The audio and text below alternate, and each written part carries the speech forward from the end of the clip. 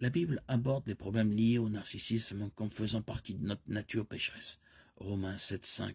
Car lorsque nous vivions dans la chair, les convoitises des péchés, excités par la loi, agissaient dans nos membres, de sorte que nous portions des fruits pour la mort. Nous sommes esclaves de la chair jusqu'à ce que nous placions notre foi en Jésus qui libère les captifs. Romains 7, 14, 25. Nous savons en effet que la loi est spirituelle, mais moi, je suis charnel, vendu au péché, car je ne connais pas mes propres actions, car je ne fais pas ce que je veux, mais je fais ce que je hais. Or, si je fais ce que je ne veux pas, je reconnais que la loi est bonne. Ainsi, ce n'est plus moi qui le fais, mais c'est le péché qui habite en moi. Je sais que le bien n'habite pas en moi, c'est-à-dire dans ma chair, car j'ai la volonté de faire le bien, mais je ne le peux pas. Car je ne fais pas le bien que je veux, mais je fais le mal que je ne veux pas. Jean 8, 34, 36. Jésus leur répondit, en vérité, je vous dis, quiconque se livre au péché est esclave du péché. L'esclave ne demeure pas toujours dans la maison.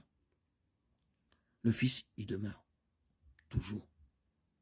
Si donc le Fils vous affranchit, vous serez réellement libre.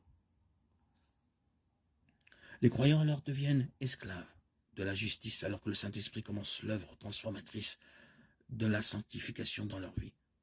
Cependant, les croyants doivent s'abandonner au Seigneur et s'humilier afin d'avoir la perspective de Dieu plutôt qu'une perspective égoïste. Marc 8, 34. Puis ayant appelé la foule avec ses disciples, il leur dit, si quelqu'un veut venir après moi, qu'il renonce à lui-même, qu'il se charge de sa croix et qu'il me suive. Le processus de sanctification consiste à se détourner de son moi, de son narcissisme, et à se tourner vers Jésus. Ne plus être centré sur soi-même, mais sur le Seigneur, sur les autres. Et la clé,